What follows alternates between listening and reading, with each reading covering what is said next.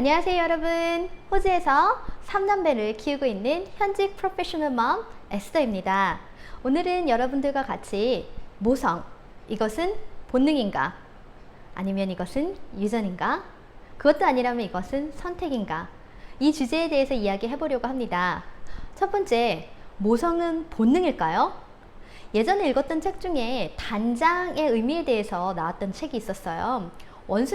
엄마 원숭이가 아기 원숭이를 누군가가 이렇게 데리러 가려고 했을 때 그 원숭이가 키드냅 당한 거죠. 납치를 당한 그 아기 원숭이를 보면서 엄마가 막 쫓아갔대요. 쫓아가면서 막 데려가지 말라는 듯이 말은 하지 못하지만 막 땅을 치고 막 울고 소리를 지르고 했대요. 그리고 나서 엄마 원숭이가 죽은 거죠. 그래서 그 엄마 원숭이의 배를 갈라봤더니 그 안에 장들이 다 끊겨 있었대요. 그래서 단장, 끊을 단의 장, 이거 안에 있는 장들이 끊어질 정도로 그 자기 자녀, 자기의 자식을 데려갔을 때 그 느꼈던 본능적인 모성애를 이야기할 때 단장의 그 내용이 생각이 나더라고요. 우리 흔히 이런 이야기들을 합니다. 모성은 본능이다. 그래서 아기가 태어나는 순간에 엄마는 아기를 위해서 자기의 목숨을 내어 바칠 수 있는 그러한 힘을 가지고 있다. 어느 정도 저는 동의합니다. 하지만 요즘 들어서 굉장히 가슴 아픈 뉴스들이 많아요. 어떻게 보면 가슴도 아프지만 저는 굉장히 잘된 일이라고도 생각하는 게 너무도 많은 아동학대들이 드디어 사회에 이슈가 되고, 그리고 그 아동학대들을 통해서 우리 아이들, 지금까지는 그전에는 아이들이 아동학대로 죽지 않았는데 요즘 들어서 많이 죽는다 이렇게 생각하지 않거든요. 그전에는 묻혀 있었고, 그전에는 어떻게 보면은 집 안에서 일어난 일이기 때문에 누군가에게 알려주지 않고, 그리고 사회에서도 그렇게 큰 관심을 갖지 않다가 요즘 들어서 정말로 많은 가슴 아픈 사건들이 있었어요. 그 사건들을 통해서 볼 때 이 아이들이 계부, 계모도 있지만, 제가 마음이 너무 아프네요. 갑자기 어떤 사건이 생각이 나서 그러는데, 계부, 계모도 있지만, 친엄마, 친아빠에게 학대를 받고, 그리고 학대를 통하여서 그 아이가 죽는 사건들도 굉장히 많았어요. 여러분이 제가 이렇게 이야기할 때 많은 사건들이 떠오르실 겁니다. 만약에 모성이 그리고 부성이 본능이라면 이러한 사건은 없었겠지요.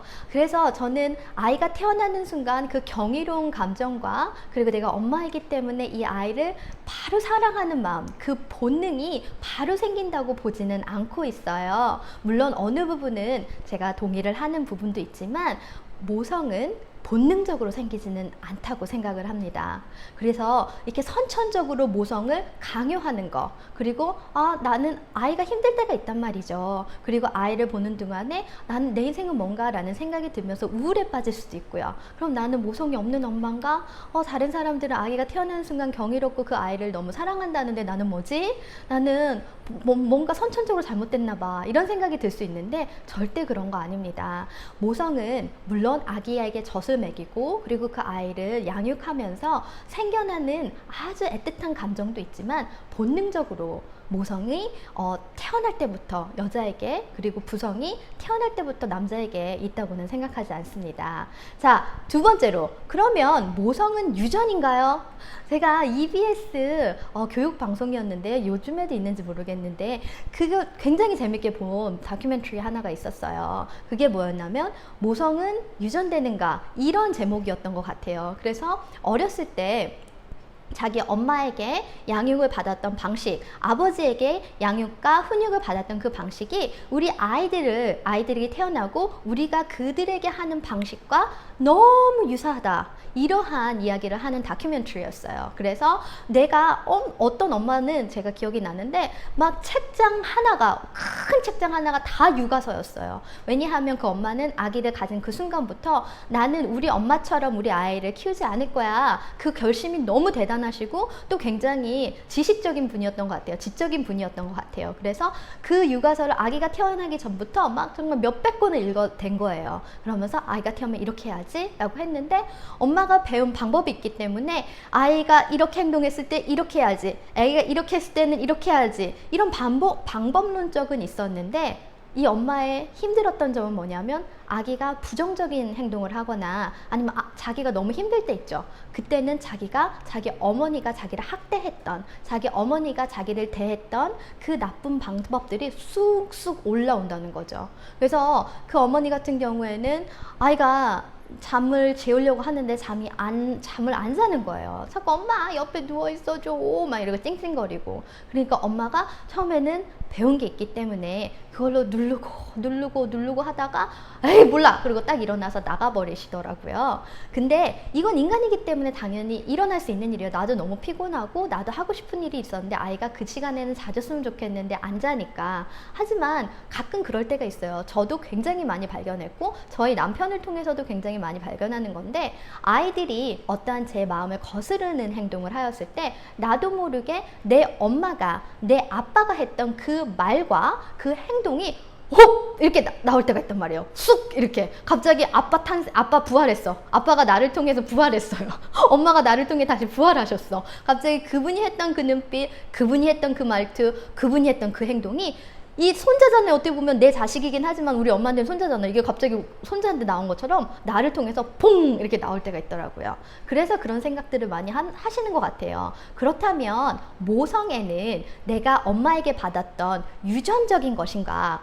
자, 그렇다면 제가 이런 질문을 한번 해볼게요. 만약에 모성애가 유전적인 거라면 저는 책을 통해서 굉장히 많은 것들을 배우는데 책을 통해서 훌륭하신 분들도 많이 접해요. 그리고 가끔가다 인격적으로 굉장히 훌륭하신 저의 멘토 같은 분들이 계시고, 그리고 세상적으로 100억 자산가 이런 식으로 세상적으로도 굉장히 훌륭하시면서 그 훌륭한 인격으로 기업을 끌고 가시는 분을 많이 만나보진 않았지만 몇 분 만나보고 책으로도 만나보고 직접적으로도 이야기를 나눌 때가 있었는데, 자 그렇다면 만약에 세상적으로나 인격적으로 굉장히 훌륭한 분들은 이건 유전되는 거니까요. 그 어머니나 아버지 그분들이 굉장히 훌륭한 분이시고 가정적으로 굉장히 안정적이고 다복했어야 됐다고 저는 생각을 합니다. 만약에 모성애와 부성애가 유전이라면. 그리고 이분들도 자기 자녀와 그리고 자기의 후손들에게 굉장히 자기 어머니가 하셨던 그 방식대로 굉장히 잘하셔야 됩니다. 그런데 그렇지가 않은 경우가 많더라고요. 오히려 인격적으로 훌륭하고 인격적으로 굉장히 훌륭한 어머니나 아버지들을 봤을 때 오히려 그분들의 어린 시절을 봤을 때 굉장히 불행하였고 안정적이지 못했고 폭력적인 가정에서 자라나신 분들도 굉장히 많이 봤습니다. 자, 그러면 이건 어떻게 설명할 수 있을까요? 모성애와 부성애가 우리 엄마와 아빠로 받은 그 무언가, 유전이라고도 이야기를 하기가 좀 어려울 것 같아요. 물론 한 가지 제가 확신하는 거는 저희 어머니와 저희 아버지가 하셨던 그 양육과 말투와 그리고 그 행동들이 저에게 고스란히 있었어요. 그런데 싱글일 땐 그걸 잘 모르죠. 왜냐하면 나에게 자꾸 그런 식으로 자극을 주는 사람이 없으니까. 하지만 결혼을 하고 아기를 낳는 순간 내가 그것을 바꿔야 되겠다 하는 선택을 하기 그 전까지는 똑같이 나옵니다. 똑같이 나와요. 그리고 또 되게 아이러니한 게 아이를 낳으면 시간이 없어요. 아이가 자라날 때까지는 뭐 3살 이전까지는 기저귀도 갈아줘야 되고 아이를 정말 기본적인 욕구를 계속 충족시키면서 이렇게 해줘야 되기 때문에 한 인간을 책임진다는 건 굉장히 바쁜 일이거든요. 그래서 저희들이 더 시간이 없다 보니까 선택을 할 시간도 없어요. 선택을 하는 시간에 차라리 우리한테 다운로드 되었던, 우리 몸에 체화되었던, 그리고 우리가 계속 듣고 자랐던 그 유전적인, 심리적인 유전적인 거, 엄마로부터 받았던 거, 아빠로부터 받았던 게 저게 저를 통해 이렇게 아이에게 나가죠. 그래서 어떻게 보면 유전적인 게 굉장히 큰 부분이라고, 모성애의 큰 부분이라고 저는 인정은 합니다. 하지만 그렇다면 만약에 내 엄마가 너무 학대적인 분이셨어요. 폭력적인 분이셨어요. 우울증이 있으셨어요. 그러면 저도 우울증이 있는 엄마로 아이들을 대하는 게 맞는 건가요? 그리고 내가 폭력적인 가정과 폭력적인 아빠와 엄마에게 자랐다고 하여서 제가 아이에게 폭력을 행사하는 게 당연한 건가요? 저는 그건 아니라고 생각을 합니다. 왜냐하면 우리는 많은 성공적인 분들을 통해서도, 그리고 많은 인격적으로, 그리고 아주 훌륭한 부모님을 통해서도 그들의 부모가 그렇게 훌륭하지 않으셨음에도 불구하고 어찌하여 이분은 훌륭할 수 있었는가, 그리고 이분은 어떻게 훌륭한 엄마가 아빠가 되었는가, 이 부분에 대해서는 여러분들이 생각을 해보셔야 될 것 같아요. 그래서 세 번째, 이건 저의 주장입니다. 모성애와 부성애는 자신의 선택에서 시작된다. 전 이렇게 믿고 있습니다. 이 선택이라는 거 저에게는 굉장히 중요한 단어이고, 그리고 저를 매일매일 도전케 하는 단어인데, 선택이라는 거. 여러분, 엄마가 되었습니다. 그리고 아빠가 되었습니다. 결혼을 했어요. 자, 어떤 분들은 그냥 어떻게 하다 보니까 결혼했어요, 어떻게 하다 보니까 아이가 생겼어요 라고 이야기를 하십니다. 저도 선택에 대한 것을 이야기하지 않았을 땐, 알지 못했을 땐 그냥 어쩌다 보니까 결혼하고 어쩌다 보니까 계획하지 않았는데 임신이 돼서 엄마가 됐네요, 이런 식으로 이야기를 했었어요. 하지만 어느 순간부터 내가 이렇게 주체 없이 선택하지 않았다고 생각하는 일들에 대해서 어떠한 문제가 생기면 자꾸만 책임 전가를 하고 책임지지 않는 제 모습, 그러다 보니까 같은 일이 계속 반복되고 그 문제 속에서 헤어나오지 못하는 저를 발견했어요. 그래서 그때부터 난 이제 선택하겠다. 내가 엄마가 된 것도 이것은 나의 선택이었고, 그리고 내가 좋은 엄마가 되기로 나는 선택하였다. 나는 훌륭한 모성애를 가진 엄마가 될 것이다. 또 선택하였어요. 그런데 이 선택의 과정 속에서도 모성애라는 건 저는 그렇게 생각합니다. 밑바닥과 뿌리와 열매가 있어요. 자, 이 열매는 뭘까요? 열매는 아이들이 얼만큼 잘 자라는지, 우리의 모성애와 우리의 양육 방식과 이러한 것들을 교육을 통해서 아이들이 잘 예쁘게 훌륭하게 주체성 있게 자라나는 거, 아이가 우리의 열매가 될 수 있겠죠. 하지만 그 뿌리는 무엇일까요? 저는 이 열매를 낳기 위해서 뿌리가 돼야 되는 건 모성애와 엄마의 결단, 엄마의 선택이라고 생각을 합니다. 자, 이 뿌리 안에서 그 엄마가 생각하는 철학이 있으셔야 돼요. 교육의 철학. 그냥 엄마가 이렇게 이야기할 때가 있죠. 우리 아이는 서울대를 갔으면 좋겠어요. 우리 아이는 의사가 되었으면 좋겠어요. 우리 아이는 미스코리아가 되었으면 좋겠어요. 요즘엔 미스코리아 그런 얘기 안 하는데, 저 어렸을 때는 여자애들은 미스코리아가 되는 게 굉장히 큰 엄마들의 위시리스트였던 것 같아요. 저한테도 막 그런 얘기가 있었는데, 어찌됐건. 자, 그런데 여러분, 수단과 그리고 목적은 굉장히 다른 겁니다. 무엇이냐? 아이가 행복하길 원해요. 이거는 목적같이 들리긴 하지만 이 목적에도 구체성이 있어야 됩니다. 자, 어떤 모습이 아이가 행복하게 보이는 것인가요? 자, 여러분이 생각하는 아이가 행복했으면 좋겠어요의 이 행복의 구체적인 모습은 무엇인가요? 저도 당연히 아이가 행복했으면 좋겠어요. 근데 그 행복이, 제가 생각하는 행복은 이거였던 것 같아요. 아이가 자기 자신의 인생에 대해서 주체성을 갖고, 그리고 어떤 시련이 올지라도 내면이 강해서 회복을 금방 할 수 있는 내면이 강한 아이. 저는 그렇게 됐을 때 아이들이 행복할 수 있을 거라고 믿어 의심치 않거든요. 그래서 저는 아이가 행복했으면 좋겠고, 이게 목적이죠. 그런데 이 행복에도 구체적인 모습, 당신이 생각하는 아이의 행복의 모습은 무엇인가요? 저는 주체성 있는 아이, 책임을 질 줄 아는 아이, 내면이 강한 아이, 배려하는 아이, 이 모습이 저는 행복이라고 생각을 합니다. 그리고 이 목적을 이루기 위한 수단이 있을 수 있겠죠. 그런데 우리는 수단에 목숨을 걸 때가 있어요. 아이가 행복했으면 좋겠어요? 그러면 어머님, 이 행복의 구체적인 모습은 뭘까요?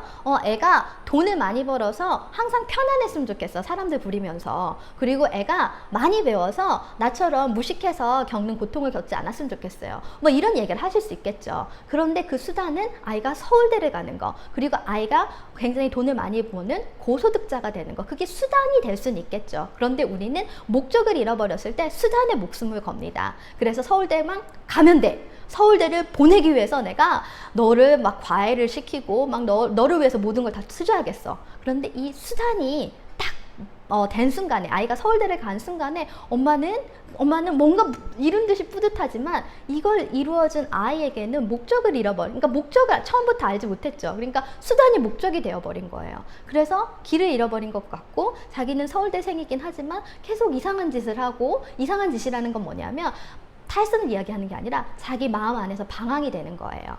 자, 그래서 엄마의 선택, 제가 이야기하고 싶은 건, 모성애는 엄마의 선택에서 오는 것인데, 이 선택에도 어머니의 교육의 철학, 이 철학과 방법론적인 수단, 요 두 개가 같이 가야 된다. 전 이렇게 생각을 하거든요. 자, 엄마의 선택, 나는 좋은 엄마가 될 거야.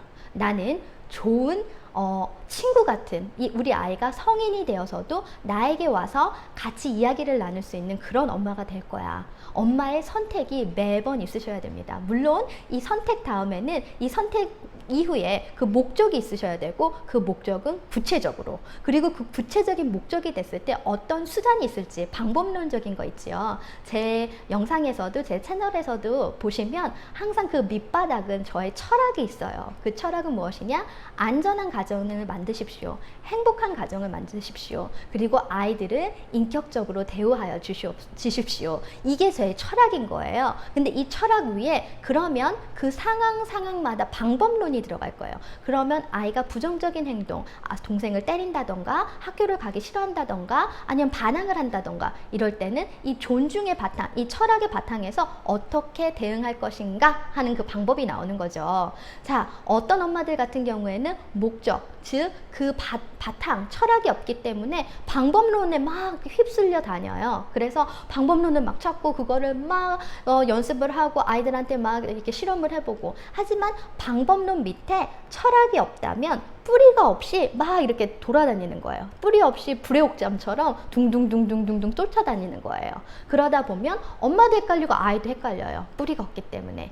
그래서 우리 모성과 교육은 엄마의 결단, 엄마의 선택과, 그리고 선택 가운데서도 특히 교육 부분에 있어서는 자신의 철학과 철학의 밑바탕이 딱 깔렸을 때 그 위에 방법론들이 좋은 결실을 이룰 수 있다고 생각을 합니다. 그래서 오늘은 여러분들하고 같이 모성과 부성에는 타고 태어나는 것인가, 즉 본능인가, 아니라고 생각하고요. 두 번째, 후천적인 것인가, 즉 우리 부모로부터 배운 것들의 유전인가. 굉장히 많은 부분이 그렇긴 하지만 그렇다고 해서 절대 희망을 놓지 말으셔야 되는 이유는, 제가 생각하는 모성애 그리고 부성애는 정말 내가 좋은 엄마가 되고 싶다면 모성애는 선택이다. 그래서 우리가 선택했을 때 그 철학을 가질 수 있고, 그 철학이 생겼을 때 우리에게 맞는 방법론들을 아이에게 잘 활용할 수 있고, 우리가 이루고자 하는 목적, 수단이 아닌 목적에 이룰 수 있다, 이렇게 생각을 합니다. 저의 이야기 오늘 같이 들어주셔서 감사하고요. 저에게 항상 말씀드리는 구독과 좋아요는 큰 힘이 되니까요. 여러분 잊지 말고 눌러주세요. 오늘 하루도 좋은 하루 되세요. 감사합니다.